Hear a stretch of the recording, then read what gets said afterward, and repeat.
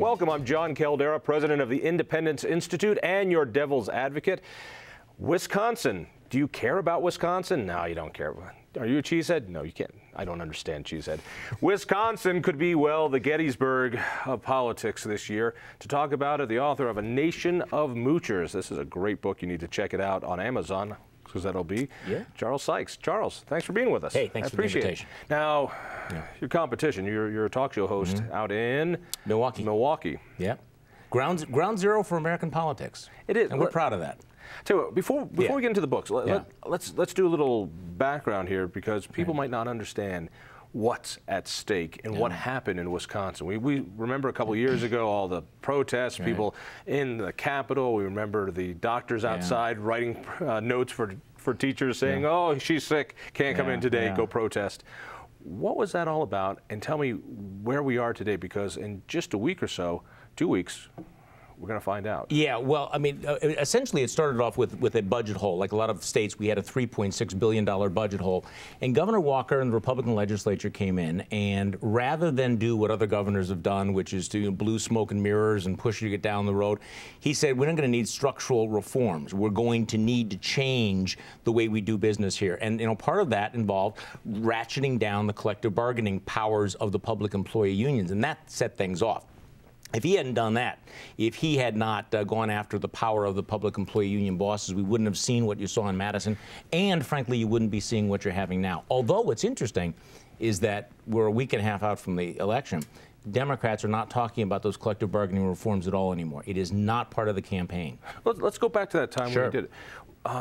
And I really stay away from hero worship when it comes to politics. It's very exciting when you get a politician you think is a great guy. But that change in Wisconsin when Walker came in, and with a legislature that was willing to work with him, ratcheting down some of those benefits. Just give us an idea. What exactly did they put through? I mean, did they destroy every union? Did they cut back every benefit? What was the fight all about? Well, what the fight was all about was putting taxpayers back in charge. And the irony is that the benefits were not cut. The pension benefits were not cut. The health benefits weren't cut. And there were not massive layoffs. What the governor proposed was, how about we have state employees contribute 5.8% of their salaries to their own pensions? They were contributing nothing, not a nickel. Nothing. Zero. So very lavish pension system. In their pension system, which I imagine is like Colorado's para system, it's pretty lavish. But at least here, employees put in at least a token amount as a match. You're telling me in Wisconsin that wasn't even the case? Well, see, in Wisconsin, you had an employer share and an employee share, but the taxpayers paid both shares, so absolutely nothing. Now, Walker did not affect the pension or the pension payouts or the vesting or anything. He just said you should pay something for that. Health insurance, state employees were paying little or nothing for a very, very lavish health insurance plan. He didn't cut back on the health insurance plan. He said, how about you contribute about 12% to the cost of that, which is still way below the national average. They probably would have gone along with that, but the fact is that you have all of these local units of government, and the governor said, we're just going to have to put taxpayers, local school boards, local common councils back in charge of this. So what he said was that, in effect, the union bosses could not compel public employees to join the union. They couldn't compel them to pay dues for the union, and that was the trigger point. That was the big. That's what set everything off. Let's get to that. First, let me back up one more point.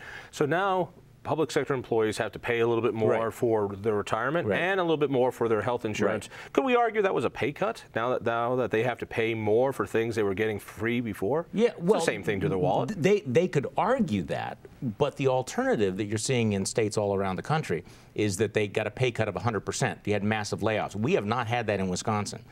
So we had several things that happened. You balanced a $3.6 billion budget without massive layoffs, without significant service cuts. Property taxes have gone down, and the private sector is coming back.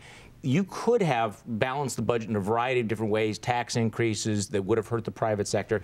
This thing has worked very well, with the exception, of course, of the political chaos that it set off. So your argument being that, hey, they're paying more, you could call it a pay cut, otherwise there would be furloughs or layoffs. Right, very dramatic ones. Get back to the next point, which is just amazing to me. Right now, including here in Colorado, that union employees that work for the government have union dues sucked out of their paycheck, whether, you sign a form once when you're 20 years old and you get your first job, and they're sucking out $700 a year, and you don't really even notice. It's almost like withholding. And now, I can imagine if the Independence Institute or the NRA or the ACLU, for that matter, were pulling money out of people's paychecks. You don't get to do that. You go, no, I don't want to do that. We have to arrange that. And with automatic deductions through our banks and automatic checking accounts online, the idea that government should be the collection agent for any political organization, I think, is distasteful. So Walker said, we're going to stop doing that. Well, and last summer we had this a controversy about the fact that teachers union was going door to door to the houses of teachers, saying, would you like to sign up for the teachers union? And some people thought that they were intimidating people. My reaction was, no, what's really extraordinary is that for the very first time, the union has to ask. Because now the teacher or the public employee has the choice. For the first time, they can say yes, many of them did, but they can also say no. They can say, hey, since I have to pay more for my pension and more for my health care, how about if I use the money that I was sending to the union bosses and I used it to pay for that as well? And a lot of them did. So that was a huge thing. Now, of course, let me see if I understand the facts, though. In Wisconsin right now, the law is the government, the school districts, whatever, cannot automatically pull union dues out of people's paychecks any longer. Wow. It seems like such a simple thing. Except in some districts, they rammed through contracts. They rammed through contracts before the law took effect. And here's the irony, that if you look at the districts that said, we don't want any of the Walker reforms, they're the ones that have had to lay off the hundreds of teachers. They're the ones that have had to shut down. Because the districts that have been able to use the flexibility have been able to keep the benefits intact, have been able to keep the programs intact, and have not had to lay off teachers at all. All right. Because of this, Walker faces a recall. And in a couple of weeks, we'll have the answer to that. And we had a huge amount of people sign those petitions. I mean, this was ground zero. And I think because government, and we're talking government unions, we're not talking private sector unions. Government unions realize, wait a second, if they can cut back even a little bit, and heaven forbid, we are now have to ask people to pay instead of pulling it out of their paychecks, amazingly, we're gonna make this our grandstand. We're gonna throw everything at it. How crucial is this election? Forget Wisconsin for a second. Bring it to Colorado, bring it to the rest of the nation. Why the hell do we give a damn what happens in Wisconsin with this fight? That's a great point. Now, from the unions, they see this as union power. This is their last stand for compulsory unionism, because they understand that if they lose here, there might be a domino effect. From, I think, a fiscally conservative point of view, there is a much larger picture, which is, this is about courage. That is what is on the ballot on June 5th in Wisconsin, is political courage. Because you have... You're gonna have to sell me on that one. I am going to sell you on that. Because we have two kinds of politicians. Politicians who wanted to be something, and politicians that actually want to do something. Who were willing to take on the entitlement culture, the transfer culture, the deficit culture, willing to say no. So the question is, what happens when you have a governor like Scott Walker who got between the public employees, that entitlement culture, and the public payroll and the public trough? What happens to them? Do the voters reward them? Do they say, okay, we are willing to say you can't afford that, it's unsustainable, and we're going to reward you? Or are they going to throw him out of office? And if they throw Scott Walker out of office in Wisconsin, what are the chances that your senators and your congressmen in Washington are going to have the political courage to take on a problem that's 1,000 times as big when they have to deal with the debt and the deficit and the entitlement problems? All right. You and I probably share a similar viewpoint of politicians. We feel that they're motivated not by ideology, but by politics. But they want to get reelected, and every politician needs to be loved. It's like a newborn kitty cat. They need to be loved, or they will die. This, and I don't want to make Walker here some heroic figure, but you're telling me that politically speaking, if he is taken out, a message goes across the country. Don't mess with the unions. You even try to do something simple, like have them pay a little bit of their own retirement, or have them collect their own union dues, and you're out of there. Yeah, exactly.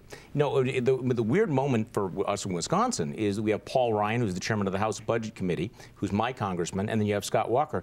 And Ryan understands exactly what this means at the federal level as well, that political courage, because there's not a lot of it. And part of the dynamic of American politics is what I call the Uncle Guido syndrome. You know, Uncle Guido comes and says, hey, you know what?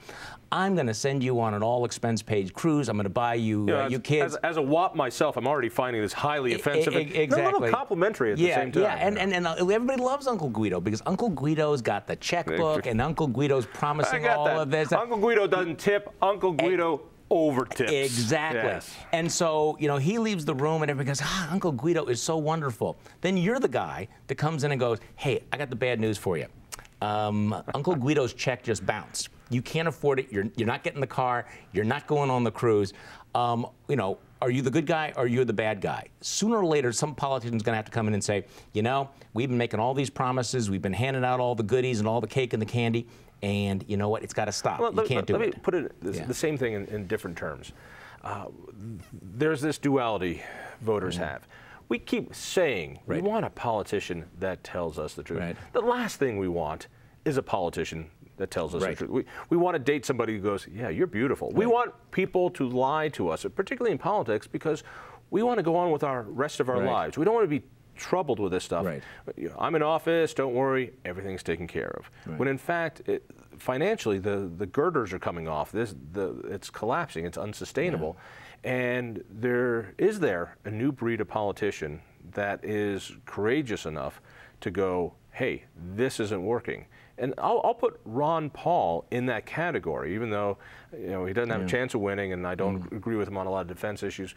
But there's something about guys like Ron Paul go, we're talking about the wrong thing. The dollar is worth nothing. We've tripled the monetary supply in a couple of years.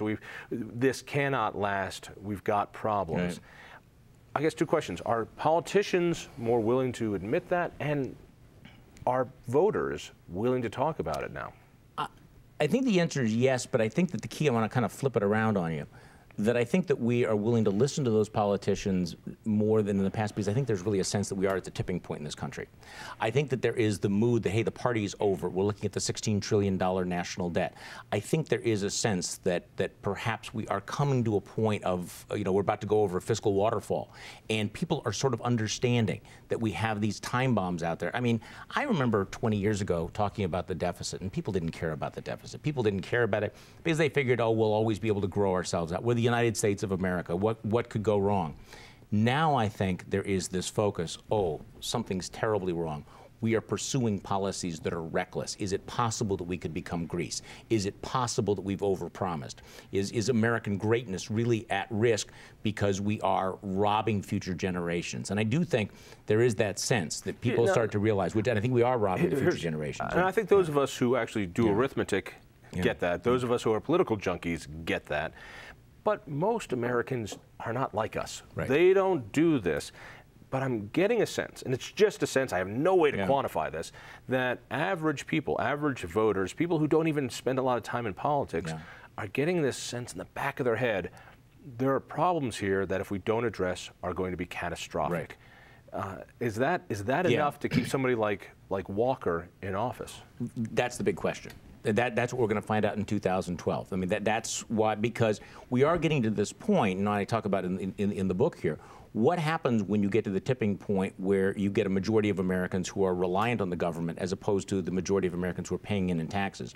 At some point, there's a point of no return.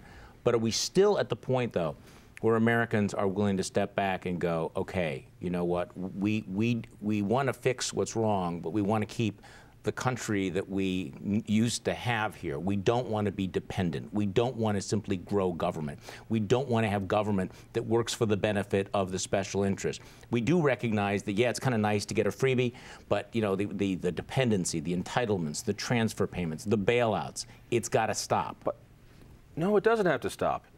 The bailouts going to you needs to stop. The bailout going to me, well, I'm okay with.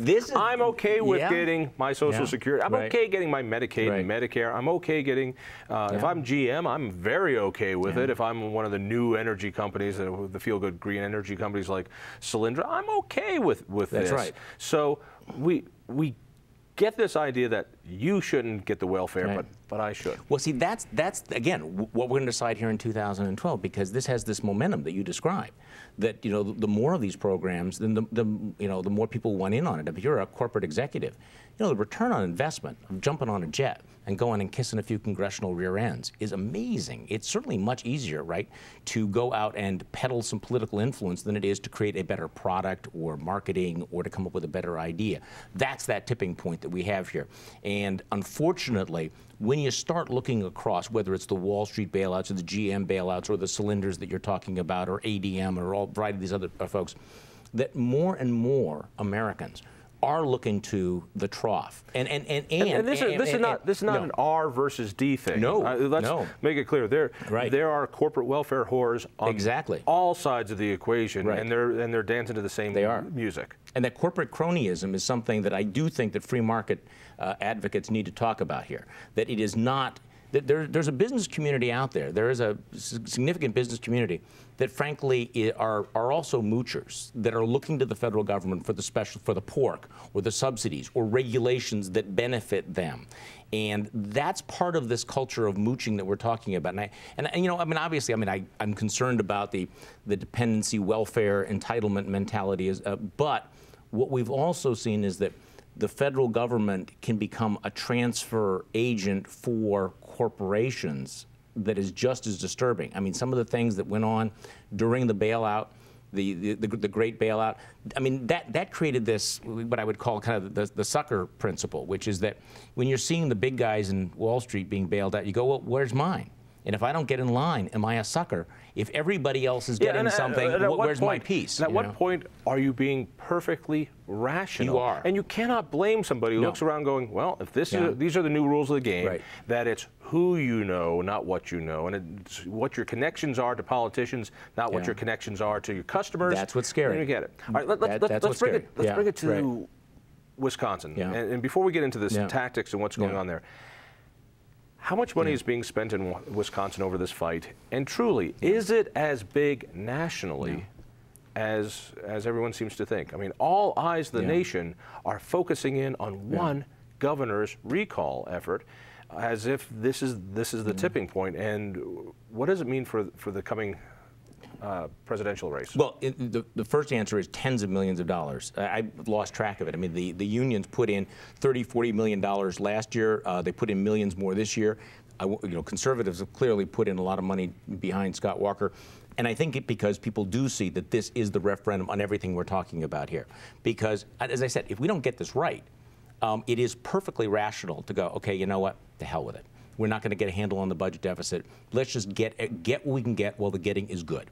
So I do think that this is going to have an effect on the presidential race. First of all, let's be honest about it, if Scott Walker goes down, it will be incredibly depressing to conservatives. It will give tremendous momentum to the left. And the opposite is true as well. If he survives this, if he beats back an all-in union liberal assault on him, it puts Wisconsin into play. Wisconsin, which has not been in play for some time. Really? Yes. In play for electoral votes? Yes. How many electoral votes in Wisconsin? That's good. 10. Okay. And here's the math. Barack Obama must win Wisconsin in order to win. There's almost no formula that says that he wins. And he won pretty handily. He won pretty handily 4 years ago. So that changes that dynamic. But also, I think it's going to give more confidence to people who, because I really share your skepticism about this. I mean, have we reached the point where, do people really care about this stuff? If Walker wins, I think it's going to embolden people like Paul Ryan and hopefully Mitt Romney and whoever Romney picks to begin talking about these fiscal issues. I love the face and hopefully Mitt Romney. Is that to tell me that you feel that without some pushing from behind, Mitt Romney is not going to lead the way Scott Walker leads on taking on unions? Well, anytime anyone's running for president, you want to have them be encouraged and pushed in the right direction. Diplomatic way of answering my question. Let me try it again. Yes. Am I hearing from you that if Walker wins, Romney's better off because he will now be able to, or hopefully will, act more conservative when it comes to that, fiscally conservative? Exactly. And I think one of the things that really has helped Romney, speaking of Wisconsin, since we're on that, is that I think that Romney began to sell himself to conservatives right around the time when he started sounding a great deal like Paul Ryan. As somebody who has known Paul Ryan for a long time, I remember at some point I read an op-ed piece that Mitt Romney had under his signature, and I looked at it and I said, you know what? Romney didn't write that. That's Paul Ryan. Ryan was getting him to move to the right. Ryan has led on fiscal issues, and I think that if you see a win in a state as liberal as Wisconsin for conservative fiscal issues, it's got to embolden other fiscal conservatives around the country to go, if you can win in Wisconsin, then maybe this is a winning issue.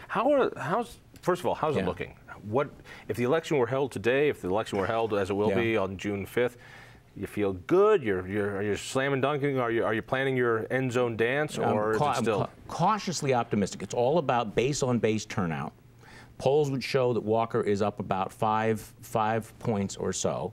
The insiders will tell you it'll probably be a 2 or 3 point race, but it really depends on what the motivation is. And conservatives in Wisconsin are highly motivated, but then so are the union members.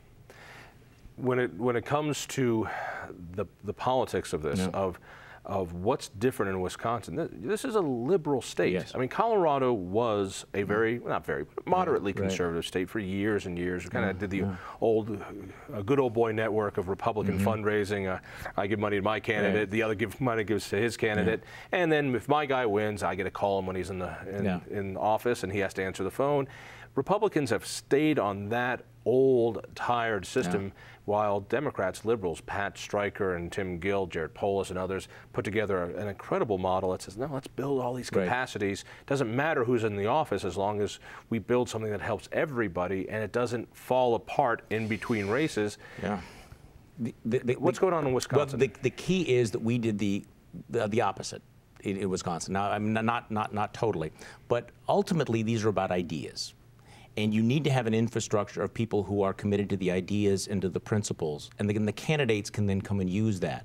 But I think that one of the reasons why Wisconsin flipped from blue to red more decisively than any state in the country was because conservative ideas, we had the think tanks, we had the alternative media, we had different ways of getting these ideas out there. So when the candidates stepped up, they weren't just lone wolves. They were able to tap into what had become a rather vibrant conservative infrastructure in Wisconsin. And trust me, we understand that it's always an uphill fight in the state of Wisconsin. Talk to me about social issues, because at the end of the legislative session here just a few weeks ago, Republicans tripped over themselves and the terrible handling of a civil unions bill. Whether you're for it or you're against it, the way they handled it was just embarrassing. Handed a huge lift to liberals. Also, it made it the issue for a couple of weeks as it was being done, which splits our party apart, splits our movement apart, and unifies the left.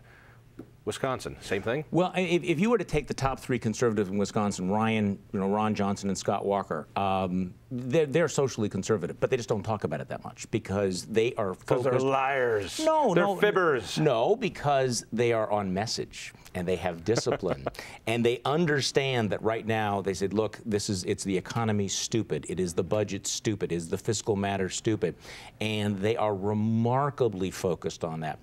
The other thing is that in Wisconsin, we've been very, very fortunate. We have not had a civil war. It has not been a splintering between the Tea Party and the Republican Party. It is hard to overstate how unified the party is behind, for example, conservatives are behind Scott Walker. We haven't gotten off onto the bright, shiny objects. There's always that temptation. I think that the left, every once in a while, instead of talking about jobs or the economy or the deficit, it's like, they'll wave it out. You look at we haven't done that here. Whether it's civil unions here in Colorado or that incredibly well done contraceptive issue that Obama put, which was get people off the economy and make Republican presidential candidates trip over each other to look more socially conservative. Instead of saying this is a religious freedom issue, it got painted as this is a women's rights issue, this is a health care issue, this is a war on women, and whenever it gets taken away from economics, it's good. It's good for unions. It's good for the president. What's your advice to Colorado? As we've got a few minutes left, tell me, watching what's going on in Wisconsin, knowing that Colorado will be a swing state, if not the swing state. People say Ohio, Florida, Colorado. What's the lesson? What do we learn? Well, I think that one of the keys is that conservatives have to have their own infrastructure. They have to have their own capacity. You have to have your own law firms. You have to have your own alternative media. You have to have your own opposition research. You have to have your own think tanks. You have to have your own publications. You have to have your own voices out there. You know, what is the expression of, you know, put not your faith in princes? Yeah, politicians are all well and good, but they come and go. What you have to create is an area where conservative thought, free market ideas are discussed. One of the big problems that we have is that in a campaign, it is it's too late to educate the public. It's too late to explain, you know, to say, this is why the free market works better than dependency. This is why capitalism works better than an entitlement culture. You need to have had that infrastructure in place before the campaign begins. And I think that's one of the things that my advice nationally is to conservatives. You don't overestimate how much people understand about economics. Don't assume that people understand instinctively the free market. We don't do a good job explaining how it works. We don't do a good job explaining that free market economics is not crony capitalism. So you need to have those voices out there, those entities out there that have, I would say, softened the ground before you get into the hot shooting of a campaign. Basically, what I'm hearing is you got to invest in the long term. Absolutely. And this is one of my biggest frustrations. Conservatives invest in the next election. Liberals invest in the next decade or decades, and they're the ones that win. Hey, thank you so much, Charles. This is the book, A Nation of Moochers. Get it at Amazon. Get it, well, you can steal it at any library, really. Thank you much for being here. Hey, listen for me on Sundays on 6:30 KHOW, starting at 5 o'clock. And by all means, check out the Independence Institute, independenceinstitute.org. Tell a friend. We'll see you next week.